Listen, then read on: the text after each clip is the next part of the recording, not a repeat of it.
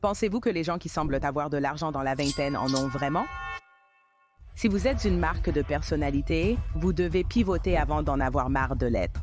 Un budget est simplement une représentation concrète des revenus et des dépenses. En entreprise, on parle de bénéfices et de pertes. Il faut aussi connaître les bénéfices et les pertes de sa vie personnelle.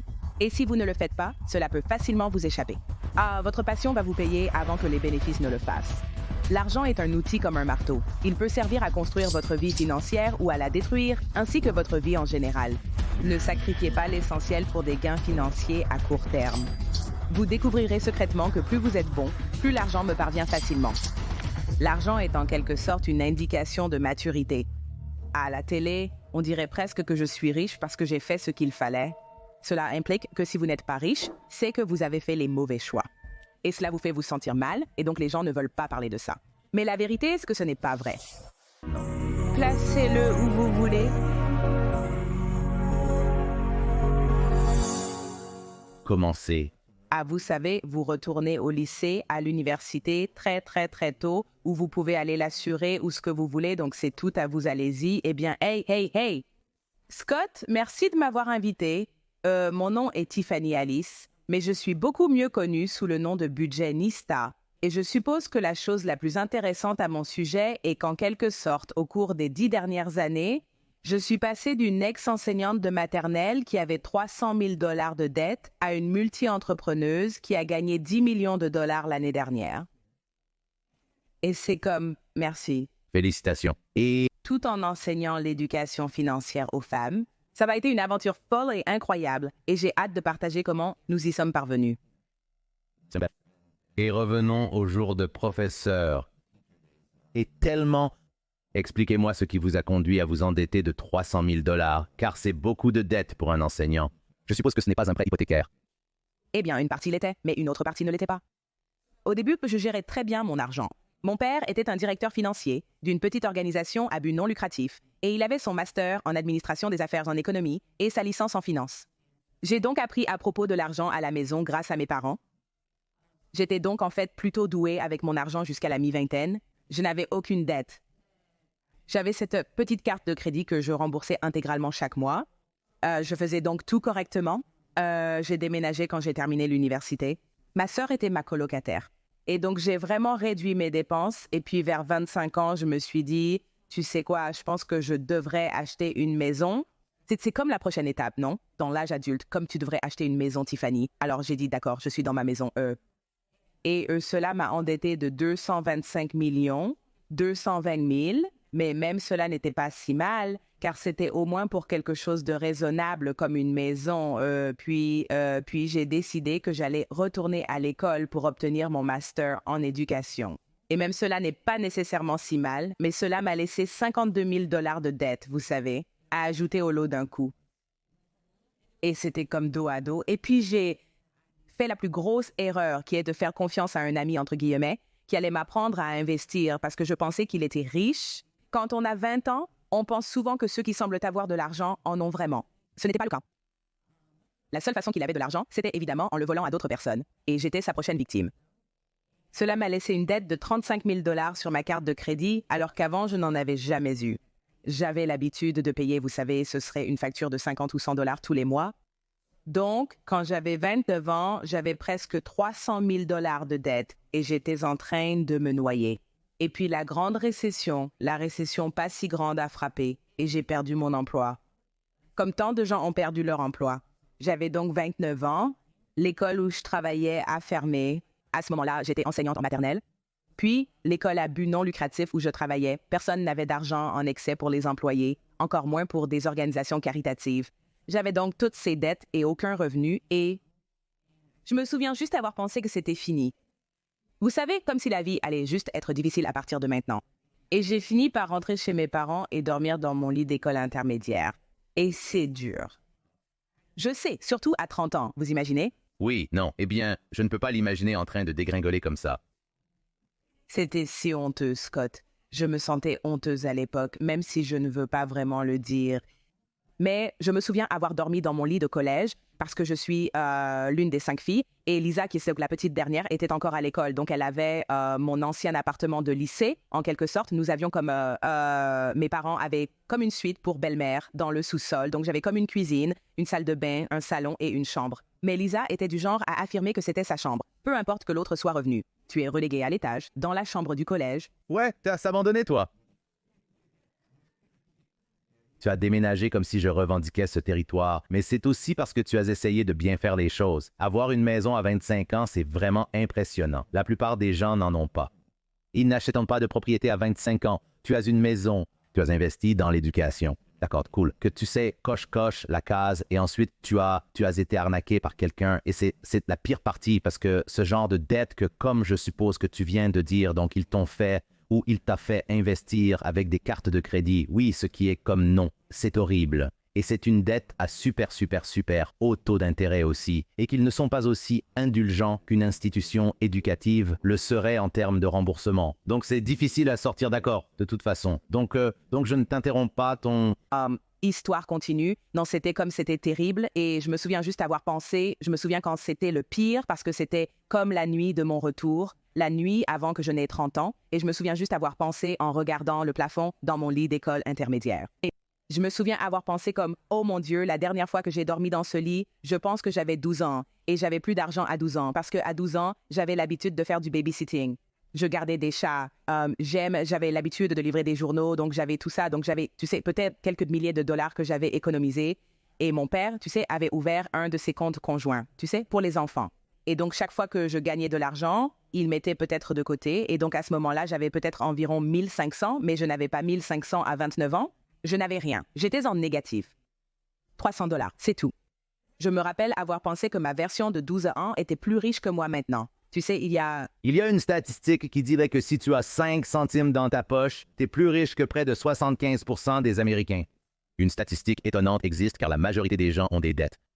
Ouais, c'était vraiment très humble. Beaucoup de larmes ont coulé. Je pensais que ma vie était nulle. À 30 ans, je devrais profiter de la vie. Et c'est Lisa qui profite de la vie dans ma chambre à ma place. Je suis dans le lit de l'école intermédiaire qui était à l'époque le placard de ma mère. Elle venait quand elle voulait. Je suis comme je suis maintenant. Elle est comme ça, mais je garde mes fringues ici maintenant.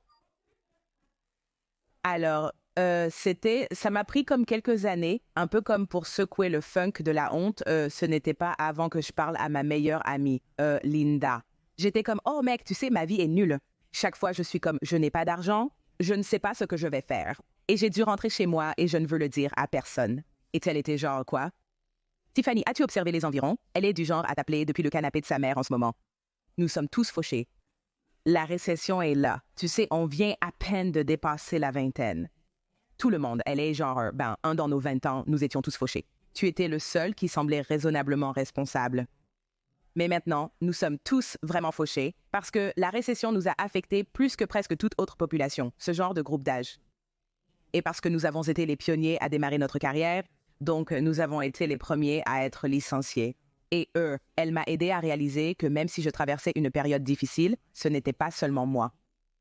Et moi, j'ai commencé à cartographier ce que je savais. C'est donc toujours l'une des choses essentielles que je fais maintenant que j'ai apprises de cette période, c'est que quand les choses sont vraiment difficiles, je me demande « Qu'est-ce que tu sais ?» Tu sais, je me disais « Eh bien, t'as grandi en apprenant comment faire un budget, comment économiser, comment gérer le crédit et la dette. Vous connaissez ces choses. Pourquoi ne continuez-vous pas ainsi jusqu'à ce que vous rencontriez un obstacle ?» Espérons que de nouvelles informations seront révélées. J'ai donc commencé à agir en ce sens.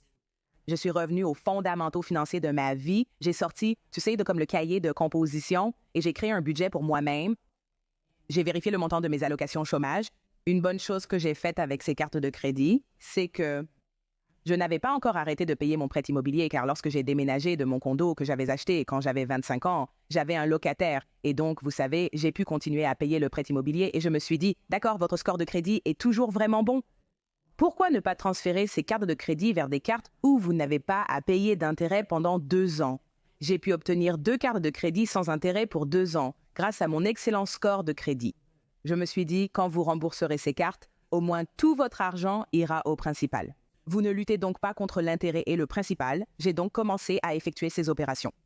Petites étapes qui ont fait une énorme différence. Et mes amis l'ont remarqué. Et ils étaient genre, eh bien, Tiffany, genre, peux-tu me montrer ce que tu fais? Je suis genre, eh bien, je ne fais pas, tu sais, je ne suis pas papa en train de faire de la chirurgie. Je ne fais rien d'extraordinaire. Je n'ai pas de baguette magique. Et ils sont genre, eh bien, tu te débrouilles mieux que moi. Alors, ils ont commencé à venir vers moi, mes amis, puis leurs amis. Et avant que tu ne le saches, les week-ends, je serais comme, qui t'a envoyé? Ce serait comme un inconnu qui viendrait chez moi. J'ai entendu dire que tu étais doué pour aider les gens à se remettre sur pied financièrement. Et ça a vraiment décollé à partir de là. Et un ami à moi m'a dit quand mon chômage se terminait et je ne savais pas quoi faire. Elle a suggéré de transformer l'activité de budgétisation qu'il faisait avec les gens en une entreprise. Je me suis dit, tu penses pouvoir y arriver? J'avais étudié le commerce. Je détestais mes stages, c'est pourquoi je suis devenue enseignante. Je me suis dit que je n'avais plus rien à perdre. Et donc, j'ai commencé la Budgetnista. Oui, j'ai commencé avec des entretiens individuels. C'était nul car personne n'avait d'argent. Et s'ils avaient de l'argent, je me sentais mal car selon leur budget, ils étaient vraiment démunis. Cela n'a donc duré que quelques mois. Et puis, je me suis dit, eh bien, comment passer d'un à un à quelques-uns? Et j'ai trouvé cette organisation à but non lucratif, appelée The United Way, qui me payait pour enseigner l'éducation financière à la communauté. Et c'était génial parce que je me disais, oh, je vais retourner en classe, cette fois avec des adultes. Je n'ai pas de fardeau moral de prendre de l'argent à des personnes en difficulté car je le prends à l'organisation à but non lucratif.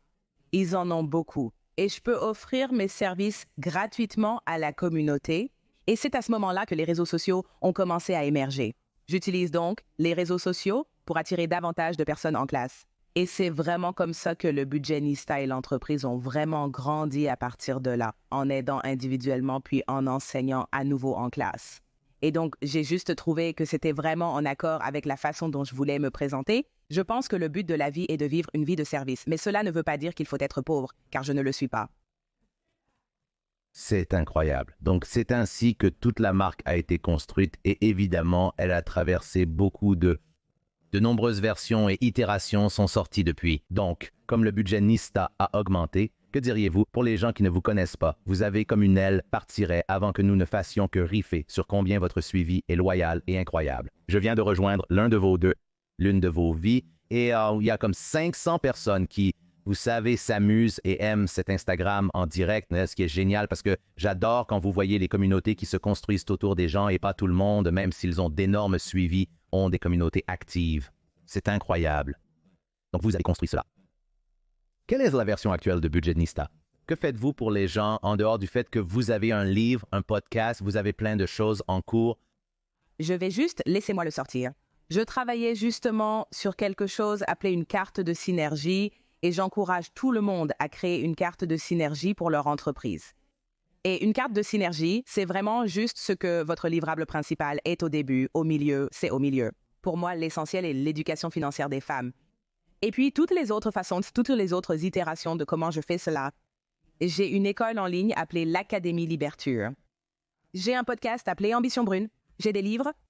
Mon dernier livre, Devenez bon avec l'argent, est un best-seller du New York Times. Il vient de sortir. Exactement. Je suis porte-parole pour diverses marques et j'interviens en public. Je fais des co-entreprises. Donc, parfois, des gens qui sont comme moi viennent à me voir et disent « Hey Tiffany, j'ai cet outil ou cette ressource géniale. Faisons équipe ensemble. » Et tu prends 40, je prends 60.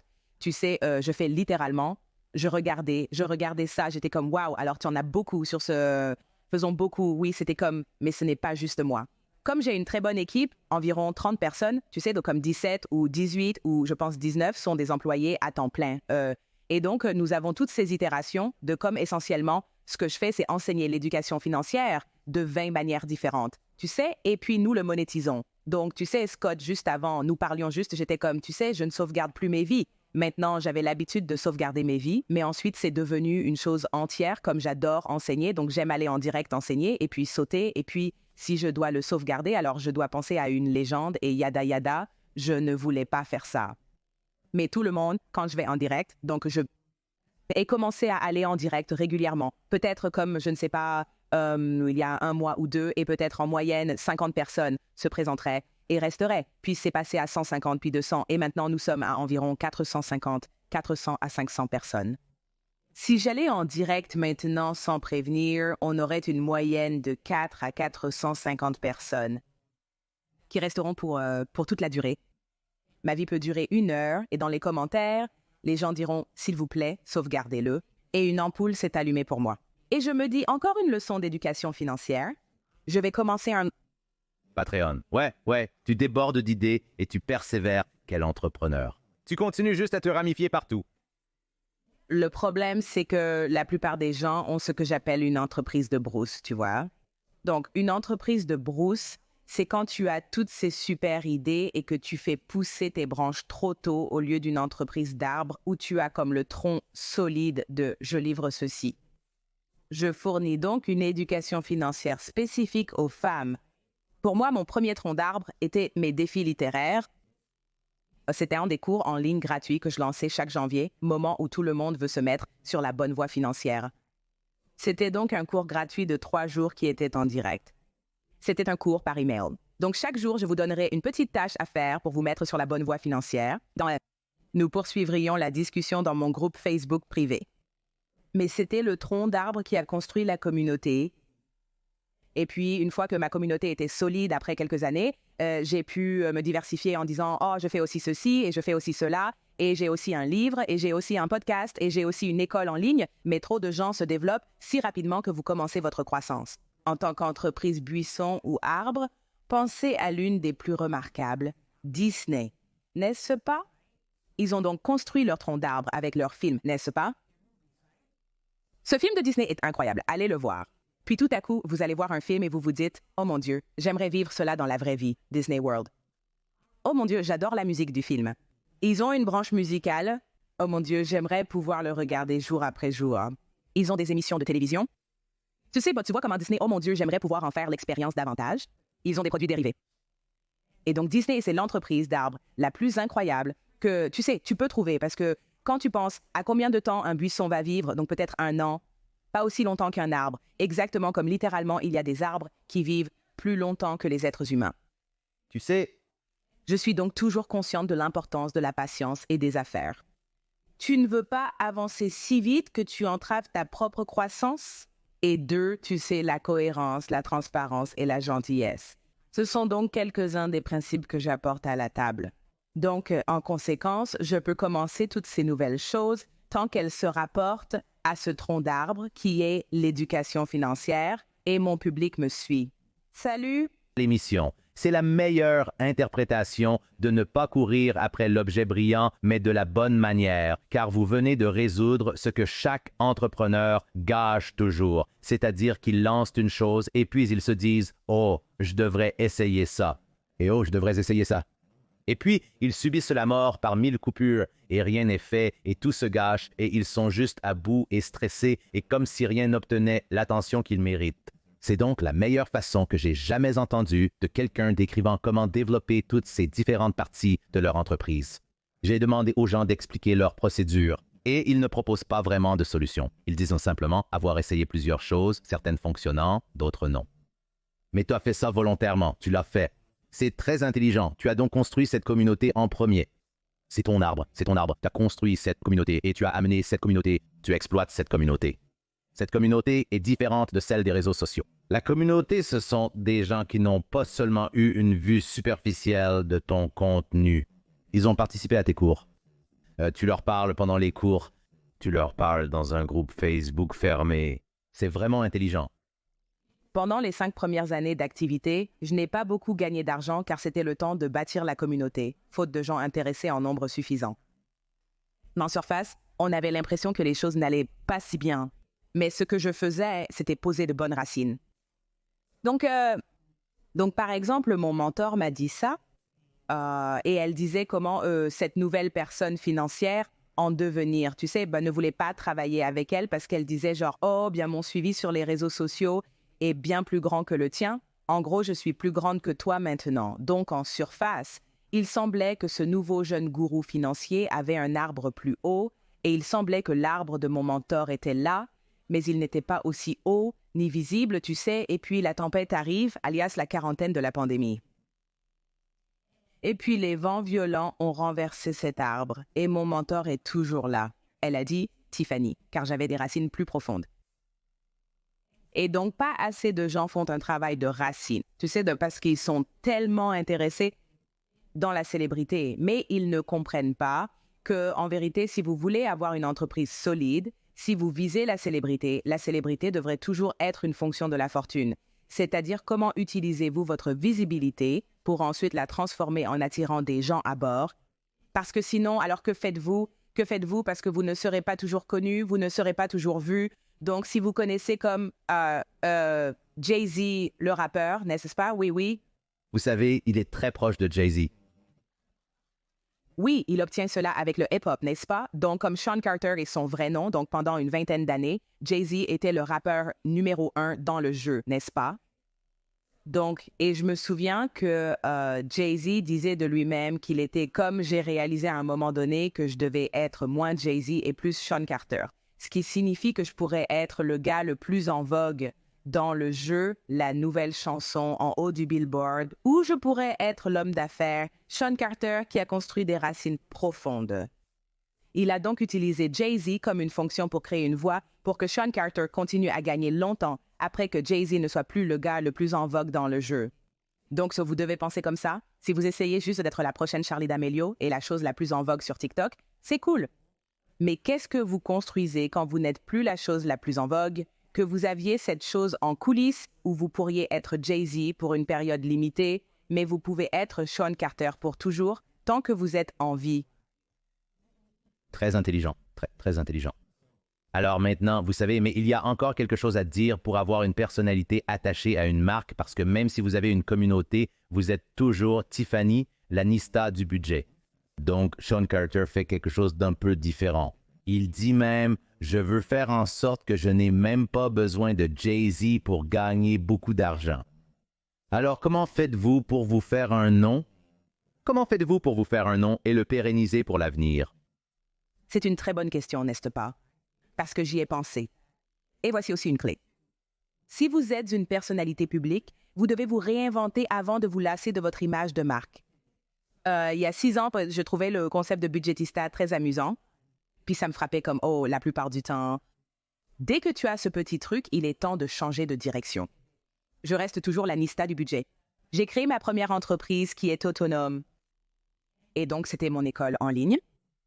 Et donc, mon école en ligne était comme, donc j'ai dit, d'accord, pour l'école en ligne, j'utiliserai la marque Budget Nista pour la lancer, mais les personnes qui enseignent les cours, 99% d'entre eux ne sont pas moi, donc nous avons comme 50 instructeurs et j'enseigne peut-être une classe sur des centaines que nous avons. Et même maintenant, donc en ce moment, nous utilisons toujours mon visage pour faire des publicités, afin que les gens s'inscrivent à l'académie, mais maintenant, nous ajoutons d'autres personnes pour être des influenceurs pour l'Académie Liberture.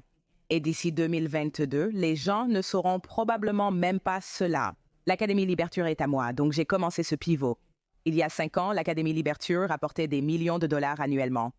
Mais très peu de bénéfices pour moi. Elle a sa propre équipe et utilise toujours les besoins budgétaires du prestige, comme je l'ai mentionné, pour faire inscrire les gens, mais nous sommes juste à l'aube de finalement tourner le coin où je suis retirée et quelque chose d'autre. J'ai une marque pour enfants qui enseigne l'éducation financière. Et la petite fille, son nom est Molly Moore, et donc si vous regardez la vidéo, c'est elle juste ici. Exactement. Et donc, il enseigne l'éducation financière aux enfants. Et c'est une toute nouvelle marque. Une nouvelle marque dont personne ne se soucie, comme ses enfants se moquent de la budgetista. Maintenant, c'est un personnage qui ne vieillit jamais, ne se lasse jamais, n'a jamais d'attitude. Et donc, on m'a déjà proposé comme...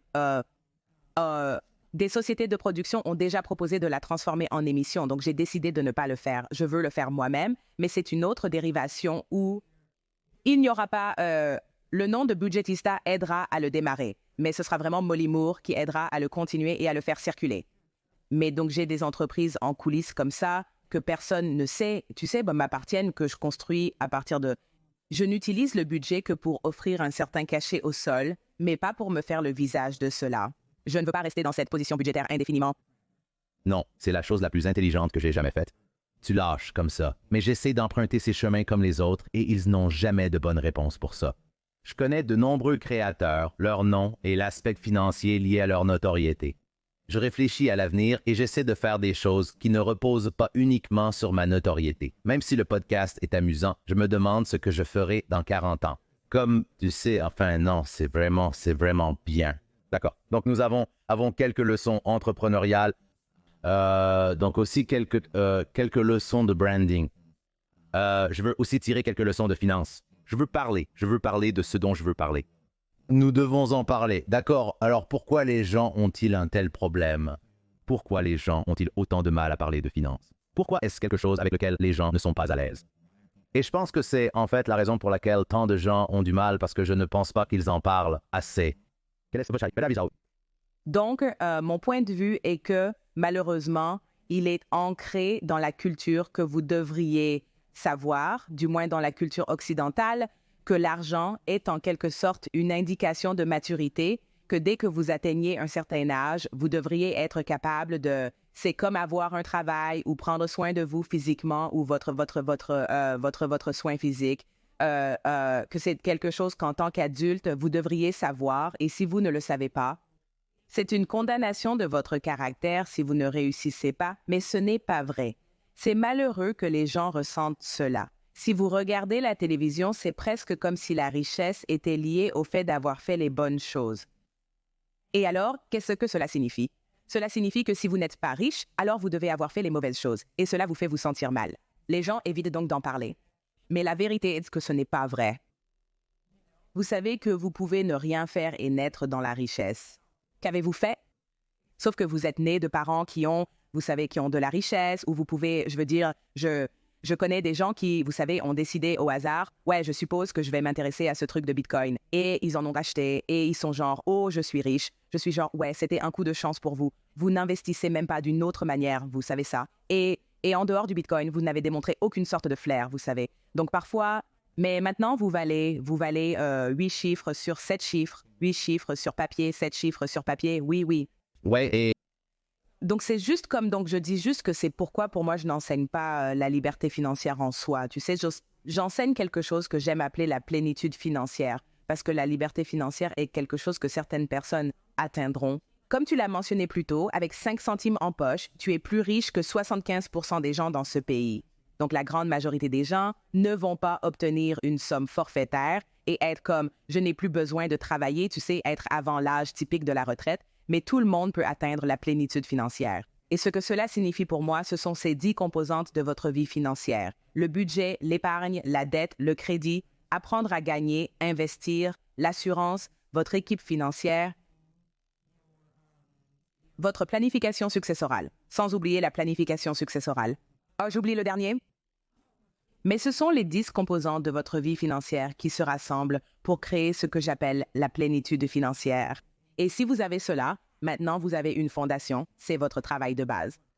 Ensuite, vous pouvez construire d'autres choses sur cela. Et c'est pourquoi j'ai écrit mon livre « Devenez bon avec l'argent », parce que je voulais enseigner aux gens ces 10 choses, étape par étape, que vous pouvez faire pour créer une fondation si solide que peu importe ce qui vous frappe financièrement, vous serez bien.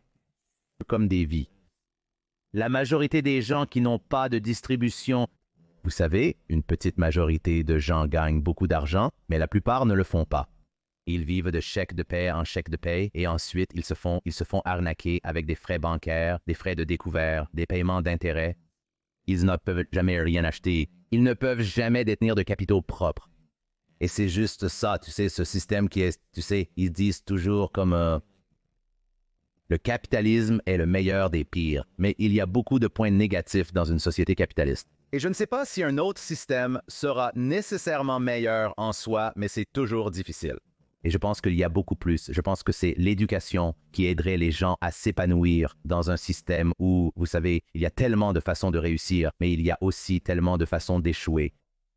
Quels sont les principaux problèmes auxquels les gens sont confrontés quand il s'agit, disons, choisissons un revenu moyen? Le revenu moyen dépend de la ville, mais se situerait entre 50 et 60 000 euros, ce qui serait un revenu très moyen. Quelles sont les erreurs courantes que les gens font lorsqu'ils utilisent leur carte de crédit et accumulent des dettes? Les gens se trompent en n'ayant pas de budget, qui est la base fondamentale. Personne ne veut l'entendre, mais je suis comme ça, vous en avez besoin. À moins que, et même si disons que vous aviez la richesse de quelqu'un qui vous fait sentir que vous n'avez pas besoin d'un budget. Nous avons entendu parler de certaines de ces célébrités qui ont accès à des millions de dollars ou, vous savez, des gens du spectacle qui ont gagné des millions de dollars dans leur, vous savez, vie et qui sont devenus fauchés. Et un budget n'est vraiment qu'une image physique de l'argent qui entre et de l'argent qui sort. En entreprise, on parle de profit et de perte. Il faut connaître le profit et la perte de sa vie personnelle. Et si vous ne le faites pas, je veux dire, cela peut facilement vous échapper. Vous savez que vous gagnez, 2 000 $ par mois. Et si vous continuez à dépenser 2 100 $ par mois, alors vous allez finalement, faire faillite. D'une façon qui sera très dure à surmonter. Les gens font donc des erreurs sur les bases. Tout le monde me demande toujours, je veux apprendre à investir. Et je demande toujours, avez-vous un budget? Non. Avez-vous des économies? Non. Avec quel argent allez-vous investir? Parce que c'est une question évidente. Je veux dire, parce que d'où allez-vous obtenir cet argent? Parce que ce qu'ils disent vraiment, c'est qu'ils vont payer quelque chose en retard pour prendre cet argent à investir, en espérant que l'investissement sera rentable pour rembourser la chose qu'ils veulent. Et je suis comme, l'une des meilleures choses à faire est en fait, si vous avez trouvé l'argent dans votre budget, alors vous n'auriez pas à vous soucier d'être en retard. Donc la fonction d'un budget est cela. Alors, en faisant un budget, vous avez un surplus d'argent à épargner. Vous économisez pour la sécurité, mais donc vous avez de l'argent excédentaire pour vos objectifs. L'un des objectifs devrait être l'investissement. Vous ne pouvez pas arriver à investir sans le budget. Vous pouvez donc économiser sans épargner. Donc, vous avez de l'argent à investir. Et l'une des meilleures façons d'obtenir de l'argent à investir est de regarder la dette que vous devez et de rembourser la dette à taux d'intérêt élevé de manière agressive. Donc, parce que si, disons simplement que vous avez une carte de crédit et qu'elle vous coûte 25 %, vous souhaitez donc entrer sur le marché. Et je veux dire, si nous effaçons la dernière année ou quelque chose comme ça, le marché généralement rapportait comme 7 à 10 %, disons simplement 8 % en moyenne, d'accord? Donc, vous investissez dans le marché boursier et vous obtenez 8 %. Vous avez cette carte de crédit et elle vous coûte 25 %. Vous gagnerez plus d'argent en remboursant 25 % de la dette. Personne ne veut entendre ça. Ça n'a pas de sens. Parce que si vous ne le faites pas, alors vous essayez essentiellement de dire que vous allez obtenir plus de 25 % de retour sur n'importe quel investissement que vous faites, ce qui est comme si vous avez quelqu'un qui peut obtenir cela pour vous, tant mieux pour vous. Mais c'est aussi un sacré retour sur investissement. Oui, surtout un sacré retour à maintenir. Effectivement, il y a des saisons où nous constatons que c'est vrai. Mais donc, je dis toujours aux gens, soyez agressifs pour rembourser cette dette à taux d'intérêt à 2 chiffres. Et ensuite, détendez-vous quand il s'agit de la dette qui est en dessous de la dette à taux d'intérêt à 2 chiffres parce que la liberté de la dette n'équivaut pas à la richesse. Certains conseillers financiers vous diront de ne rien faire avant d'avoir remboursé toutes vos dettes. Je ne crois pas cela. Car la liberté de dette, c'est la richesse. Hier, c'était l'anniversaire de mon neveu. Il n'a pas de dette. Il n'a ni dette de prêt étudiant, ni prêt hypothécaire. Il n'a aucune dette et il est fauché parce qu'il a eu 6 ans hier, n'est-ce pas? Car si l'absence de dette équivaut à la richesse, ses enfants ne seraient-ils pas tous riches? Ce n'est pas le cas. Si vous vous concentrez uniquement sur la liberté de dette, vous serez comme un enfant de 6 ans qui n'a pas de dette, mais pas non plus d'argent réel. Je conseille aux gens d'être agressifs avec cette dette à 2 chiffres. Si votre dette est à 1 chiffre, payez-la, mais devenez ensuite agressif pour augmenter votre richesse. Soyez agressif pour réduire votre budget à un niveau où vous pouvez économiser, pour augmenter vos économies à un niveau où vous avez au moins 3 mois, idéalement 6 mois, peut-être plus selon votre secteur où vous avez cela de côté. N'économisez pas plus que cela, car vous gaspillez de l'argent au-delà de cela. Et ensuite, soyez agressif avec les investissements, car maintenant vous pouvez gagner plus en investissant que ce que votre dette vous coûte réellement. C'est aussi simple que cela. C'est la boucle pour moi, j'investis sur le marché, mais je ne suis pas vous, je ne suis pas un trader, je ne suis pas à la place où j'investis lourdement, c'est moi-même dans mon entreprise, parce que j'ai vu pour moi que je peux mettre comme je viens d'évaluer mon entreprise. Et si je fais quelques ajustements, il y a un potentiel pour moi de le vendre pour 9 chiffres, parce qu'il se porte si bien. Mais il y a juste quelques ajustements que... Tu as mentionné que tes revenus actuels atteignent déjà 8 chiffres. Donc, environ 10 millions par an sont des bénéfices nets. Le bénéfice net, soit nos gains bruts moins nos dépenses de fonctionnement, s'élève à environ 45 %, ce qui est excellent. Vous savez, la seule chose qui manque, je dirais la seule chose, ce n'est pas une petite chose, c'est que notre client doit venir de manière plus organique. Pour l'instant, nous sommes vraiment bons pour faire de la publicité. Mais les gens qui achètent votre entreprise ne sont pas intéressés par la publicité, donc nous renforçons vraiment notre Search Engine Optimization afin que, si nous pouvons renforcer notre Search Engine Optimization au cours de la prochaine année, les gens viendront naturellement dans l'entreprise. Maintenant, quelqu'un qui veut l'acheter dit « vous avez une excellente entreprise ici. Vous avez 40 000 étudiants. Elle génère 10 millions par an, probablement plus d'ici là. Votre marge bénéficiaire est remarquable. Et je n'ai pas à me soucier d'où je vais obtenir les nouveaux étudiants, car ils arrivent. Et votre taux d'attrition, l'attrition est le nombre de personnes qui partent ou combien d'argent vous perdez. Pour moi, le taux d'attrition représente le nombre de départs mensuels. Votre taux d'attrition est très bas. Vous perdez peu de personnes et nous gagnons naturellement. Donc, grâce au Search Engine Optimization comme un nombre incroyable de personnes, une fois que nous y sommes, nous pouvons commencer à regarder autour et dire que dans l'espace financier, le multiple est généralement 10 fois plus élevé. Vous envisagez donc potentiellement entre 50 et 100 millions de dollars, n'est-ce pas? Et donc, pour moi, je ne vais pas en faire un marché boursier, vous savez. Vous savez, là, c'est de l'argent en Bitcoin. Comme dit, c'était votre dernière chance. Ouais, oui, vous. Savez, mais pour moi, les affaires sont... C'est là où j'investis lourdement parce que c'est là où je suis prêt à mettre le travail pour apprendre et où honnêtement j'apprécie le plus, comme vous savez que j'aime être dans les affaires et dans la façon dont cela se rapporte au financement personnel. Vous ne pouvez pas y arriver si vous n'avez pas les bases. C'est pourquoi j'enseigne le travail de base parce que les gens pensent, parfois, que je suppose que j'étais une enseignante de maternelle, mais c'est comme, vous ne pouvez pas arriver en 12e année si vous ne savez pas lire. Vous savez, vous devez apprendre vos lettres, vos formes, vos chiffres. Personne ne veut apprendre les choses de la maternelle, mais comment entrez-vous à l'université sans les bases? Et donc, avant de pouvoir jouer avec les grands garçons et filles, vous devez avoir les bases financières et ensuite grandir à partir de là. Alors tout d'abord, c'est un excellent conseil et beaucoup de leçons à en tirer. Mais recommanderiez-vous donc, disons que quelqu'un efface sa mauvaise dette, donc nous parlons de 20-25% de dette. Et maintenant, les options sont, d'accord, donc je peux investir de l'argent ou peut-être même commencer ma propre chose et construire une entreprise ou un travail d'appoint. Recommandez-vous que les gens fassent quelque chose de plus risqué plus tôt? Y a-t-il un moment où quelqu'un devrait essayer de se construire une source de revenus en dehors de son travail de 9 à 5? Ou dites-vous simplement que vous investissez votre argent là où vous êtes, évidemment, parce que c'est là que vous êtes? Ou devrait-il simplement investir dans la bourse et jouer la sécurité? Je dis que vous devriez investir là où vous êtes prêt à faire le travail. Donc, par exemple, comme moi, je vais essayer TikTok. Je le déteste. J'étais comme, nous sommes allés à TikTok. Je déteste TikTok. Et je me dis, alors je me suis dit que j'allais me lancer un défi de 30 jours où je vais faire au moins un TikTok, tu sais, chaque jour pendant 30 jours. J'ai tenu un jour, Scott, un jour. Je me questionne sur la nécessité de faire du TikTok, même si je sais que la présence sur les réseaux sociaux est importante pour la plupart des entreprises. Je me dis, pourquoi ne pas plutôt mettre ton énergie là où tu veux vraiment faire le travail? Parce que ce sera mieux, tu sais, et donc c'est la même chose quand il s'agit d'investir. Tu veux investir ton énergie là où tu es prêt à faire l'investissement. Parce que c'est beaucoup de travail de diriger une entreprise, mais aussi beaucoup de travail. J'ai un ami qui fait du commerce, c'est beaucoup de travail de faire du commerce. Donc, j'ai suivi son cours de trading et j'ai commencé et je me suis dit que c'est ennuyeux, je déteste ça, tu sais. Et donc, je me suis dit, pourquoi je fais ça alors que j'aime vraiment les affaires et que je peux multiplier ma capacité à accroître ma richesse parce que je suis prête à consacrer du temps, de l'énergie et de l'argent ici. Voici ce que j'ai dit. Il n'y a pas de bonne ou de mauvaise façon d'investir. Si vous adorez l'immobilier, vous aimez les maisons. Votre père était entrepreneur quand vous étiez enfant et vous êtes tellement doué pour ça. Vous n'êtes pas intéressé par le marché ni par la création d'entreprises, mais vous adorez les maisons.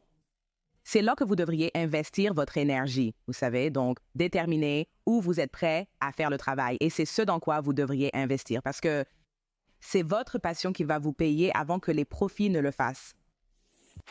Si vous ne cherchez pas sur LinkedIn, vous manquez ces candidats. Plus de 86% des petites entreprises obtiennent un candidat qualifié dans les 24 heures sur LinkedIn. Ils cherchent constamment à simplifier le processus. Ils ont même lancé une fonctionnalité pour vous aider à rédiger des offres d'emploi. Donc, si vous êtes prêt à trouver votre prochain excellent employé, publiez votre offre d'emploi gratuitement sur linkedin.com/excellence. C'est linkedin.com/excellence. Pour publier votre offre d'emploi gratuitement, des termes et conditions s'appliquent vraiment intelligents. Donc, d'accord. Donc, j'adore ça, d'accord. Donc, je veux aussi déballer tout ce que vous enseignez dessus. C'est génial que vous l'enseignez. Mais pourquoi ne faisons-nous pas un meilleur travail d'enseignement de cela à l'école? Pourquoi est-ce l'éducation? Vous savez, je pense que l'éducation est très brisée. Comment réparons-nous ces choses? Comment enseignons-nous cela? L'une des choses dont j'ai eu la chance, c'est que je travaille avec ma députée.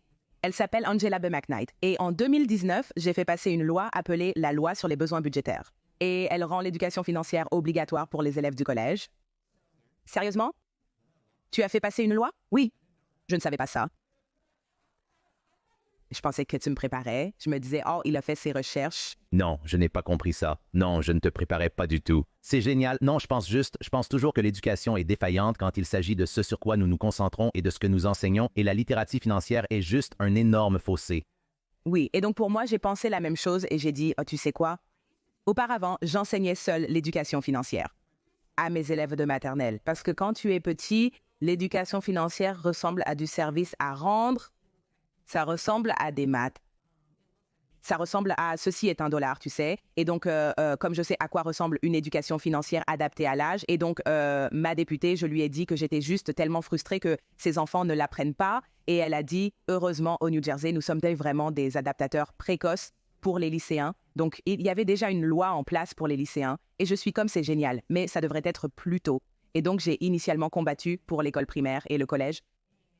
Et il y a eu beaucoup de résistance. Ils ont donc autorisé le volet élémentaire, mais nous allons revenir pour l'école élémentaire, car je veux qu'au moins dans l'État du New Jersey, dès que vous commencez la maternelle, vous apprenez l'argent. Donc, c'est d'ici le temps que vous arrivez au collège, vous êtes comme, oh, d'accord, je comprends $1 et je comprends les économies. Je comprends, vous savez, je donne et ensuite le collège. Oh, je comprends ce qu'est le crédit. Après, le lycée, je sais ce que c'est de gagner de l'argent. Je comprends ce qu'est le profit et les pertes. Ouais, quand vous arrivez à l'université et dès qu'on vous propose des cartes de crédit, dites non, vous l'avez appris en 5e année. Je sais exactement ce qui se passe ici. Si nous réussissons à faire fonctionner cela dans le New Jersey, il sera clairement plus complexe d'adopter une loi à l'échelle nationale. Mais si nous pouvons faire en sorte que cela fonctionne dans le New Jersey, ce qui arrive souvent, et cela m'est arrivé, c'est que des gens d'autres États me contactent pour me demander comment vous avez fait. Et je partagerai avec eux. Vous savez, maintenant, je les connecte à Angela. Donc, je suis comme, vous savez, parce que ce législateur peut alors parler à votre législateur et lui expliquer ce qu'elle a dû faire en ce qui concerne la loi. Et donc, oui, je pense juste que je ne sais pas pourquoi ce n'est pas enseigné. Eh bien, voici pourquoi. Au début, l'éducation était une fonction de création d'une classe ouvrière. Pensez-y de cette façon. C'est presque comme la matrice. Dans Matrix, on découvre que les humains servent de batterie pour alimenter les machines. Ouais. Et donc, je pense tout le temps que parfois, la façon dont l'éducation est organisée est pour que vous soyez une batterie pour le système plus grand. Et je suis comme, non, laissez-moi être Néo, nous nous échappons. Nous nous échappons. J'adore cette analogie. C'est vraiment intelligente. Je pense à mon expérience et je jure que je n'ai pas rencontré le remède à cela. C'est quelque chose que je voulais aborder avec toi car je pensais que tu avais une opinion. La plupart des gens intéressés par l'éducation financière le font. La première fois que j'ai été exposé à la finance, c'était quelqu'un me proposant une carte de crédit sur un campus universitaire. C'est aussi proche que l'éducation financière est venue de l'éducation réelle. Nous avons donc toute la prémisse de l'éducation qui vient de toi. Tu as raison, nous créons des gens pour les faire atteindre une norme, mais c'est tout. Nous n'avons pas besoin de créer des gens qui créent de la richesse générationnelle. Nous avons juste besoin qu'ils contribuent à la société. Et contribuer à la société signifie que contribuer de mois en mois est bien pour la société. Mais pour la personne moyenne, c'est une vie assez merdique. En effet, observez la situation actuelle. Je suis allée à Stop & Shop récemment. C'est une grande chaîne de supermarchés ici dans le New Jersey, dans le nord-est. Et pensez à votre plus grand supermarché, c'est ce qu'est Stop & Shop. Il y avait 2 caissiers. Je veux dire, les files d'attente étaient... Je me demandais ce qui se passait. Le chômage, plus le... Les gens gagnent plus en restant à la maison qu'en travaillant chez Stop & Shop. C'est pourquoi ils ne veulent pas que vous gagniez autant d'argent. Car qui travaillera chez Stop & Shop et ensuite... Peut-être que les employés devraient simplement payer plus. Comment mieux gérer une entreprise est un tout autre sujet. Exactement. Vous savez, mais honnêtement, c'est l'une des raisons. Et ensuite, je suis allée à la Walgreens au coin de la rue et c'est la même chose. J'étais genre, wow. Ainsi, quand les gens ont accès à plus d'argent, ils refusent de se présenter à moins d'être payés un certain montant. Salaire décent, parce que rester à la maison en ce moment est plus un salaire décent. Et même comme la façon dont j'ai développé le budget doit, je ne grandis qu'à la capacité que nous pouvons bien payer. Vous savez, comme au début, c'était vraiment difficile. Je n'avais pas beaucoup d'argent, c'était le maximum que je pouvais payer. Écoute, le maximum que je pouvais gagner, c'était $9 de l'heure. Mais nous sommes transparents avec nos chiffres. Comme tout le monde a accès à nos chiffres et peu importe que vous soyez client, support client ou le chef des opérations, voici les chiffres. Pour une entreprise de notre taille, vous ne voulez vraiment pas avoir plus de 33% de votre revenu allant vers la paie, parce que alors vous devenez un peu instable en termes de comment solide est votre entreprise. Donc, nous sommes à 33%. Et donc, à mesure que nous nous améliorons, nous augmentons. Maintenant, ce qui est si génial, c'est que je ne suis pas les règles traditionnelles où c'est comme, oh, vous savez, une fois par an, je suis comme, non, si nous faisons mieux, et c'est comme une amélioration constante, et je vois que c'est là où nous en sommes maintenant. 3 mois plus tard, nous augmentons. J'en ai eu et donné à ceux que j'appelais mon équipe de tête. J'ai donné des augmentations de 20 000 $. Genre, vous savez quoi? Vous savez, nous avons vraiment uni nos forces au milieu de l'année. Nous avons élevé l'entreprise au niveau supérieur. Nous passons maintenant de 60 à 80 et ils sont comme « Attendez quoi ?» Et ils sont comme « Attendez, avons-nous le droit de faire ça? » Je vois. Je n'ai jamais travaillé en entreprise américaine à part 1 ou 2 stages en équipe. J'allais nuire à quelqu'un qui a travaillé. Dans une entreprise de la National Basketball Association, les choses ne se passent pas ainsi. Tiffany, je vais vérifier avec le directeur financier. Genre, l'avons-nous? Elle est comme nous l'avons, mais les gens ne font généralement pas ça. Je suis comme, est-ce illégal? Elle est comme, non. Je suis comme, alors montons-les. Et maintenant, dans l'équipe, il y a littéralement des gens dans l'équipe qui ont commencé avec moi il y a 3 ans, gagnant 9 000 $ de l'heure et qui gagnent maintenant 6 chiffres. En 3 ans, parce que je crois que si vous payez bien les gens, vous ne pourrez peut-être pas toujours le faire au début, mais que ce ne soit pas parce que vous essayez de garder tout l'argent pour vous-même, mais nous payons vraiment bien les gens. Nous n'avons pas vraiment de retournement au budget Nista. Nous payons bien les gens, nous traitons bien les gens, nous opérons à partir d'un espace d'intégrité et de transparence. Et en conséquence, c'est pourquoi nous sommes capables de donner tellement à notre public. C'est pourquoi vous voyez une communauté si incroyable, parce que ils se sentent pris en charge, parce que l'équipe est prise en charge. Incroyable. Donc, ce ne sont que les meilleures pratiques pour construire une entreprise. J'essaye de penser à quoi d'autre. Quels étaient certains autres points intéressants dont nous avons parlé un peu sur l'éducation financière, certaines leçons entrepreneuriales. Laissez-moi vérifier mes notes et voir s'il y a autre chose que je voulais aborder. Y avait-il autre chose que pendant que je regarde cela, y avait-il autre chose qui vous vient à l'esprit concernant l'éducation financière? Comment nous payons les gens, l'emploi? Y a-t-il autre chose qui vous vient à l'esprit? Ce n'est pas autant une éducation financière que la leçon que j'ai apprise récemment et de vraiment vous demander, pas tant ce que vous voulez, mais comment voulez-vous vivre? Parce que j'ai été fauchée, genre. Tiffany, à 30 ans, avait moins d'argent que quand elle avait 12 ans. Elle était fauchée. J'étais juste un peu mieux lotie que Tiffany, l'enseignante de maternelle fauchée, avec un salaire annuel d'environ 39 000 $. Mais en vérité, c'est presque rien, surtout dans le New Jersey. J'étais quelque part au milieu où mon entreprise rapportait 6 chiffres et j'étais là où je suis maintenant, où ma valeur nette personnelle est de 7 chiffres et mon entreprise rapporte 8 chiffres par an. J'ai donc vécu plusieurs étapes, même si je n'ai pas atteint les 100 millions de dollars, mais c'est appréciable. Donc, la chose que j'ai réalisée et observée, c'est qu'au-delà d'un certain montant d'argent, l'argent n'améliore rien. Une fois que j'ai pu, comme la maison dans laquelle je vis maintenant, mon mari et moi avons pu l'acheter en espèces. Et j'ai pu, la même année, rembourser l'hypothèque de mes parents. Et nous leur envoyons de l'argent chaque mois. J'ai aussi remboursé mon prêt étudiant. Nous avons pu acheter une propriété locative en espèces. Nous avons pu acheter nos voitures et les payer en espèces. Alors, mon mari et moi sommes sans dette, comme mon neveu Roman, comme nous sommes sans dette, comme un tout petit bien, qu'il ne soit pas un tout petit, sans dette, comme un grand garçon. C'est ce qu'il m'a dit, tu es un grand garçon maintenant, sans dette comme maintenant, mais plus d'argent qui rentre une fois que j'ai stabilisé la situation, plus d'argent qui est entré. Cela n'a pas vraiment affecté ma vie quotidienne, vous savez. Alors je dois vraiment me poser la question. Qu'est-ce que c'est? Comment est-ce que je veux vraiment vivre? Je vous suggère d'y réfléchir dès à présent. Supposez que vous allez accumuler de la richesse, en particulier en tant que propriétaire d'entreprise. Supposez qu'éventuellement, avec le temps, l'effort et l'investissement personnel, votre entreprise va grandir et pourtant vous allez accumuler de la richesse. Mais comment cela va-t-il vous rencontrer? Je veux qu'il vous rencontre en bonne santé, heureux, entier et riche, car j'ai moi-même presque perdu de vue cela. Je viens tout juste de revenir d'une pause de 6 semaines, juste pour me recentrer et dire où allons-nous? Travaillons-nous uniquement pour travailler sans savoir où nous allons? Je pense que peu d'hommes d'affaires en parlent, car beaucoup de mes amis entrepreneurs sont malheureux. Vous avez quitté l'Amérique des entreprises car c'était misérable, seulement pour recréer cette misère dans votre propre entreprise. Je suis donc ici pour vous donner mon point de vue. Pour ceux qui débutent, considérez-moi comme un aperçu de votre futur potentiel et réfléchissez à la façon dont vous souhaitez me rencontrer. Gardez cela à l'esprit lorsque vous développez votre entreprise. On parle beaucoup de profits, de pertes, d'argent, etc. Mais vous ne voulez pas avoir tout cela puis faire une crise cardiaque. Et après quoi? Vous savez, et après quoi? Oui, non, l'un des points que je trouvais intéressant et sur lesquels je voudrais que vous vous attardiez un peu. Vous parlez avec Lisa Billy et vous avez parlé d'argent? Comme un simple outil, quelque chose utilisable pour construire et ou détruire.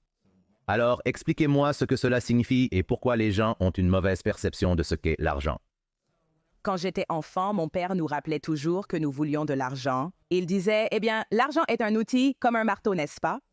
Donc ce n'est pas l'argent lui-même. Un marteau peut servir à bâtir une maison. Un marteau peut servir à démolir une maison. L'argent est donc aussi une fonction de cette manière. Vous pouvez construire votre vie financière avec de l'argent ou vous pouvez détruire votre vie financière et votre vie en général avec de l'argent en faisant trop ou pas assez. Et donc, une fois que vous comprenez que ce n'est pas l'argent lui-même, c'est comment vous voulez que votre vie se déroule, vous pourriez réaliser que je n'ai pas besoin autant que je le pense. Donc ma vision, encore une fois, Oui, vision, je ne crois pas en trop de sacrifices parce que c'est comme d'accord, je peux faire, disons, simplement que la différence entre votre entreprise qui fait 5 millions de dollars par an et disons 8 millions de dollars par an, c'est d'aller au match de basket de vos enfants. Vous voyez ce que je veux dire parce que ça pourrait être juste ça. Je pourrais faire un travail supplémentaire et nous pourrions arriver à 8. Mais est-ce que la maison est payée? Oui. Est-ce que la voiture est payée? Oui. Les appareils orthodontiques sont payés. Les parents vont bien. Les frères et sœurs vont bien. Donc ces 3 millions supplémentaires signifient quoi? Ça ne signifie rien. un score qui change, c'est comme compter les points à ce stade. Mais à quel prix?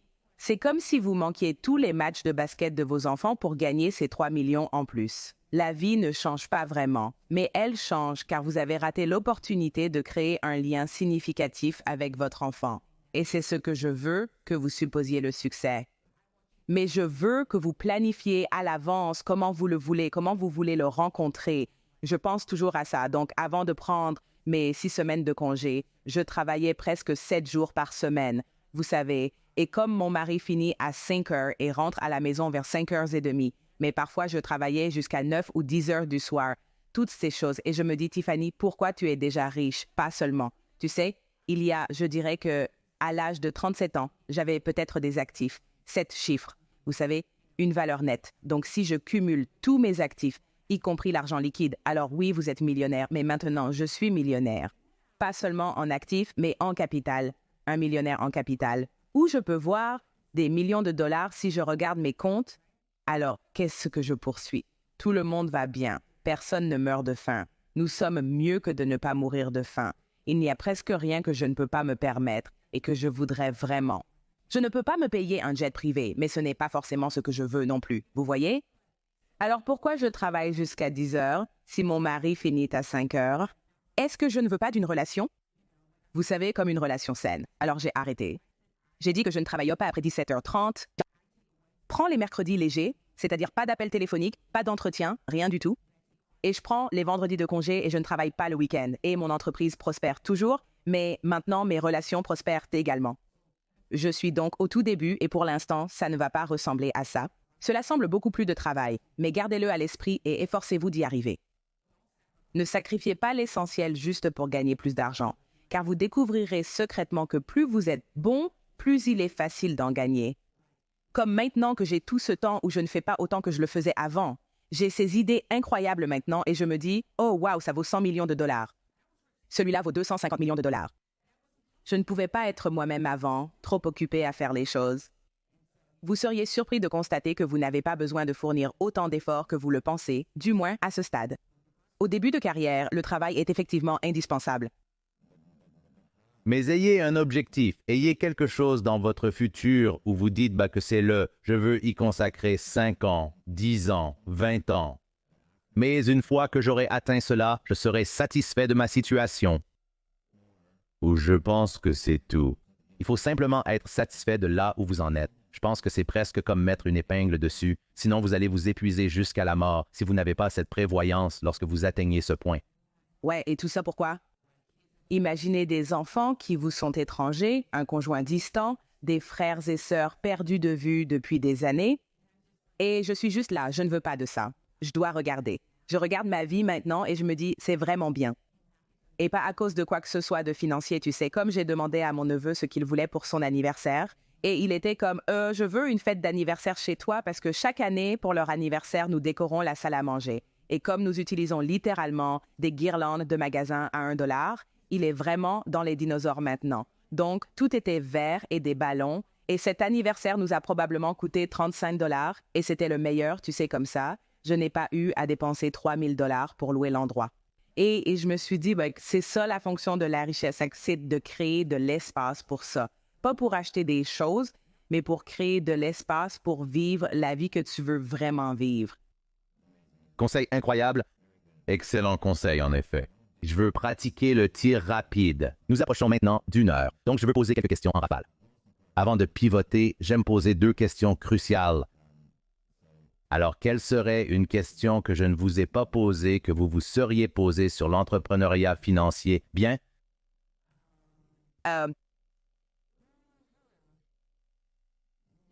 Peut-être, est-ce vraiment difficile d'arriver à cet espace?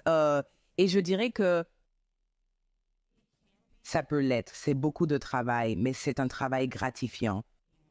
Et souvent, les choses sont difficiles parce qu'elles sont censées vous préparer.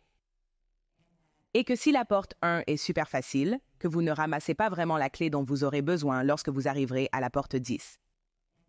Et donc, pour reformuler ce que sont les défis, je suis excitée par les défis parce que cela signifie que je grandis. Vous savez, cela signifie que, d'accord, je progresse, je passe littéralement d'un niveau à l'autre. Et donc, c'est probablement la question, comme est-ce difficile? Et je dirais, oui, mais c'est censé l'être. Et bien que cela devienne plus difficile, vous devenez meilleur, vous savez. Et cela ne semblera pas aussi difficile que vous le pensez. Comme les choses que je dois faire maintenant sont beaucoup plus difficiles, mais je suis beaucoup moins stressée qu'au début. Parce que je suis comme, oh, j'ai fait ça à l'année 3. Oh, j'ai gâché ça à l'année 4. Oh, j'ai compris l'année 5. Et donc, oui, c'est probablement la question. Incroyable. C'est bien, c'est très bien, d'accord. Et où d'autres autres questions sont, où les gens se connectent avec vous, quels sont vos réseaux sociaux, votre site web, tout ça?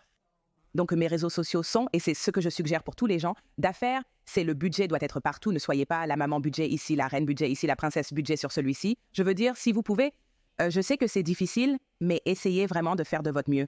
J'ai fait la même chose. Je comprends totalement. C'est facile quand on a un nom qui est tout. Donc, je suis The Budget Needs sur Instagram. Je vous ai dit que je suis sur TikTok, mais je fais à peine TikTok, Twitter, YouTube, Facebook et thebudgetlista.com. Et si vous êtes intéressé à apprendre comment atteindre la plénitude financière en 10 étapes simples, vous pouvez obtenir mon nouveau livre, Get Good with Money, sur getgoodwithmoney.com. Incroyable. D'accord. Alors, faisons quelques tirs rapides. Choisissez une personne qui a eu un impact très important dans votre vie. Qui était cette personne? Qu'est-ce qu'ils vous ont appris? Mon père a été la personne la plus influente dans ma vie. Et ils m'ont appris qu'avec du travail acharné, on peut surmonter à peu près tout. Bon conseil. Quel serait le plus grand défi que vous ayez eu dans votre vie personnelle ou professionnelle? Choisissez-en un, votre vie.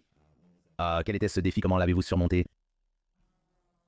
Le plus grand défi de ma vie a été de surmonter le fait que j'avais ce syndrome de l'imposteur et parce que j'ai toujours fait 2 choses, budgétista et enseignante de maternelle, et je lutte toujours avec le syndrome de l'imposteur maintenant, et la façon dont j'ai semi-surmonté le syndrome de l'imposteur est de me rappeler toutes les choses que j'ai réussi à accomplir, et donc ce n'est pas un coup de chance. Tu sais, comme tu as réussi cela.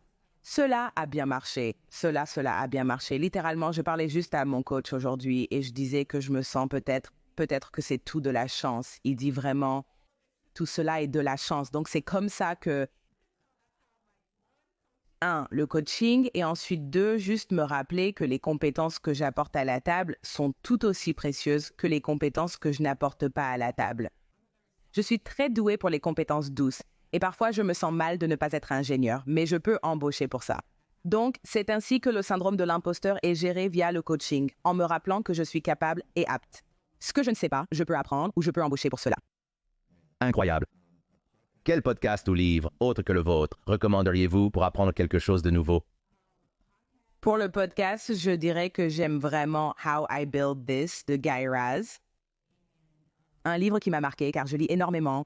Je lis 1 à 2 livres chaque semaine.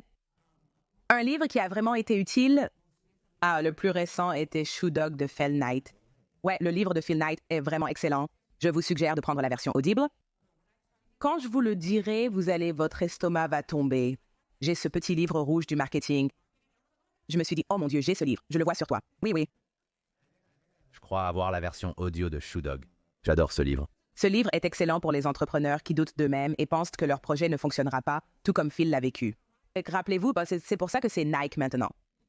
Parce qu'il a fait toutes les erreurs imaginables. Et pourtant, nous sommes ici. Oui. On a beaucoup foiré. Oui. Il était plusieurs fois juste incapable de payer les gens ou très proche de ne pas pouvoir payer. Le Federal Bureau of Investigation a été appelé. Je devais dire à Tiffany que c'était Nike. Je ressentais de l'anxiété car c'était un mystère. Mais finalement, j'ai pu lui dire, Tiffany, c'est Nike, ça marche. Si vous pensez faire des erreurs, lisez Shoe Dog de Phil Knight. C'est incroyable, d'accord. Si tu pouvais dire une chose à ton toi de 20 ans, qu'est-ce que ce serait? Je lui dirais que elle est exactement comme elle devrait être. Qu'elle n'a pas besoin d'être moins nerd, moins geek, moins intéressée à se soucier des gens, que tu sais comment elle est. C'est exactement comme elle est censée être. Incroyable. Et dernière question, que signifie le succès pour toi? Le succès signifie vivre votre vie selon les termes que vous décidez. Non pas ceux qui sont décidés pour vous de l'extérieur, famille, amis, médias sociaux, mais vous choisissez comment vous voulez que votre vie se déroule et vous vivez réellement votre vie de cette façon.